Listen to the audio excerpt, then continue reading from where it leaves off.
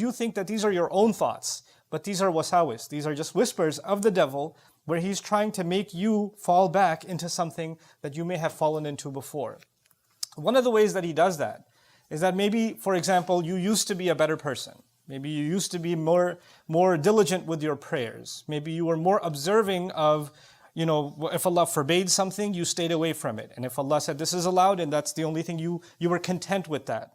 And you didn't fall into Allah's disobedience. And you were good. You could look back and you say you were good. And some people are like that. They look back and they say, you know what? There was a time I was a much better person. I'm disappointed with myself now. I remember the time when I used to stand in prayer and I used to cry. I don't know the last time I've shed a tear. Or I used to feel so much connected to Allah. I used to just kind of do dhikr all the time. I used to make the dua for coming into the house or leaving the house or going into the restroom or coming out of it. Or I used to just have every excuse to remember Allah. I used to be much kinder with my words. Now I use foul language. I use bad words against people. I lose my temper. I speak about people. I backbite. I've developed all these habits. I didn't used to be like this. But I was a much better person. So there's one thing to compare yourself to somebody else, but even when you compare yourself to yourself, some people were in a much better place before. And so Shaytan says, well, that part of you is dead. That's gone. That's never coming back. Listen, that's over with. This is who you are now. And he'll make you almost give up on yourself. While the reality is that if you are capable, if Allah made you capable of living a certain way and living by a certain standard, and you upheld it, you were able to do it, then that actually means that you will forever be capable. That's actually proof to yourself. It's one thing that you never accomplish something. You were never able to accomplish something. And you say, well, I can't do it. Well, maybe there's some truth to that. Maybe you haven't even tried. Or maybe I can't say for sure that you're capable. But you lived by something. You had certain capability. You were doing better. Now it's known that you have that, you possess that in you, that faith in you, that strength in you. And so Shaitan wants you to convince you that you no longer have that capability because of whatever experiences you've gone through or I've gone through. Now we will never go back to who we were again. At least in our spiritual sense, we can't go back. Now understand something. Emotionally, maybe you can't go back. Emotionally, when somebody's scarred, maybe they're changed forever and that's okay. That's life. That happens. Maybe if somebody, the loss of a child is not something easy to get over, for example. So there are kinds of trauma or kinds of experiences that maybe our entire lives will be chipping away at trying to heal, and we may never get there. But Shaitan uses that to mess you up not emotionally but spiritually, to mess with your connection with Allah, and to basically get you to say, well, you know what? You've gone through these experiences, so what's the point of prayer? The prayers no longer count.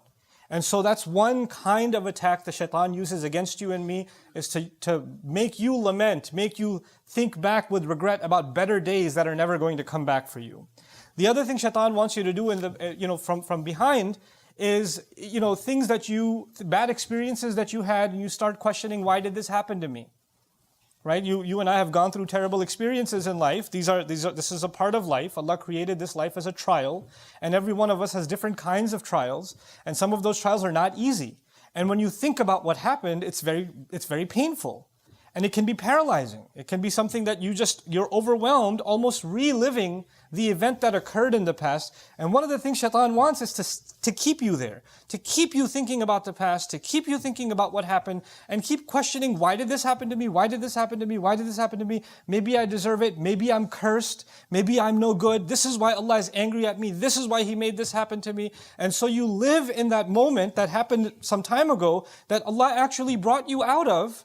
But Shaitan doesn't want you to come out of it. He wants you to stay in that hopelessness because he wants you to be convinced, like he's convinced, that Allah has no hope for him, or that he's hopeless case. There's no turning back for him, or that Allah hates him even. So people will develop, you and I might develop, because we're thinking about that event all the time, not just anger towards people who hurt us, but even towards Allah. Like, why did He let this happen to me? Why did He do this to me? I didn't deserve it. Think about the life of our own Messenger, sallallahu alaihi wasallam, whose parents die in childhood, right? Who goes through, one care to another care to another care, and every time he has somebody that is basically taking care of him, they pass away, and he's passed on to someone else, and he's passed on to someone else. How difficult is that for a child? How difficult is it for a parent to lose their child? Our Messenger experienced losing children, sallallahu alaihi wasallam. And the thought to come, why did I deserve that should happen to me? Or why did my child deserve to die like this? And every time you see somebody else's child healthy and running around, it reminds you of the child that you don't have anymore. That sort of thing. So these are the kinds of pains Allah put even prophets through, alayhimussalatu wasalam. The reason I'm saying that is for you and me to know that these pains that we experience in life are not a proof that Allah has cursed you, or Allah is angry at you, or you're going through bad experiences because Allah is mad at you and Allah is punishing you for something. That's not the case. Some of the best people that ever lived had very difficult lives, had very hard times. And it's not because Allah doesn't love them. So this life was made with trials, with difficulties that we have to learn to navigate. Shaytan wants us to believe everything that happens to us, somehow figure out a way to blame Allah for it. Figure out a way to blame Allah. Why? Because that's what he did. فَبِمَا أَغْوَيْتَنِي. He blamed Allah. When he refused to do sajda and he was cast out, he blamed Allah immediately. That's where he wants you to get to. And so he uses that past bad experience, that painful experience, to try to pull you away from Allah also. Another way he uses your past is that he will, maybe some of us, we lived a life of sin before. Maybe you had friends or, your relationships that were leading you down a road of sin, that you kept falling in and falling in and falling in. And you figured out a way to make tawbah to Allah, and you cut off those friendships and you cut off those relationships. Whether those people are, their judgment is with Allah. But you for yourself, you decided that those people may not be evil, but I know that when I'm in their company or when I'm around, then I fall into evil. So I'm going to try to protect myself, and I'm going to pull away as much as I can and try to fix myself with Allah. You will know in your personal life who those people are. And maybe you had people like that in your life that were pulling you into sin, whether they realized it themselves or not. And maybe it's not even their fault, maybe it's your own weakness. But since you recognize that, you say, you know what?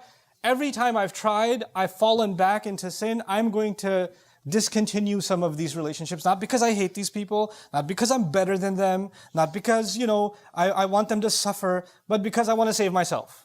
I want to pull myself away. And when you pull yourself away, Shaytan will come and say, hey, don't you miss the old friendship? You don't miss those guys? You don't miss her, man? You don't miss this? You don't miss that? And he wants you to pull back. Go back, go back, go back. The same way some people left sin. Literally sin. They left drinking. They left drugs. They left adultery. They left fornication. They left evil deeds. They walked away from them. They changed. But sometimes the devil comes and triggers you and says, hey, you're going through a hard time. Just one time. Just go back. Not forever. But come on, you had a hard week. It's been a tough month. You've gone through a lot. Just go back just a little bit. And you know what that used to be like.